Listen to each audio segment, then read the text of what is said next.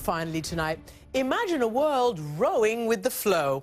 We told you last week about the 6 intrepid British women who rowed 9,200 miles across the Pacific Ocean in a 29-foot boat named Doris. They rowed and they rowed and they rowed all the way from San Francisco to Cairns on the northeast coast of Australia. It took them nearly 9 months, and now they're back on home ground promoting their charities for breast cancer and wounded vets, and by talking about their incredible journey. We reached out to one of the rowers by phone. Natalia Cohen told us how they survived and how they stayed sane.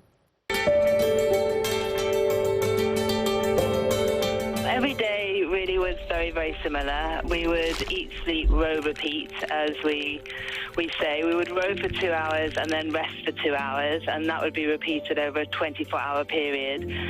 Most of the rest shifts, we would try and sleep as much as we could, which was normally about a 90-minute sleep by the time you'd sort of got your head down.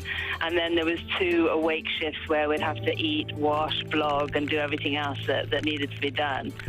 All of our hands are fairly calloused. I think with salt sores and pressure sores, especially on our bums, that was definitely the most challenging for everybody, I think. There was quite a lot of ways that we stayed sort of mentally stimulated. We had music, we had audio books, we told each other our life stories, just sort of staring out at the ocean as well. It was ever-changing, and the sea states and the 360-degree horizon and the wildlife.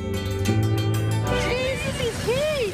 Just being surrounded and immersed in Mother Nature and just having to literally go with the flow.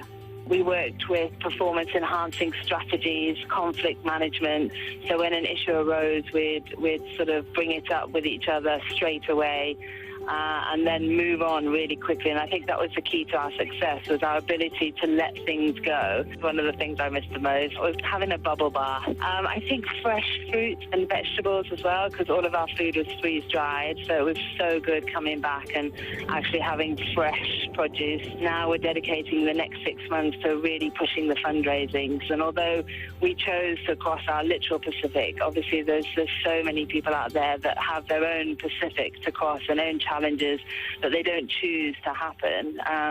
So we're just trying to create as much awareness as we can. And you can see online their specific charities. That was Natalia Cohen on their incredible journey. And that's it for our program tonight. Remember, you can now also listen to our podcast or see us online at amanpour.com and follow me on Facebook and Twitter. Thanks for watching, and goodbye from London.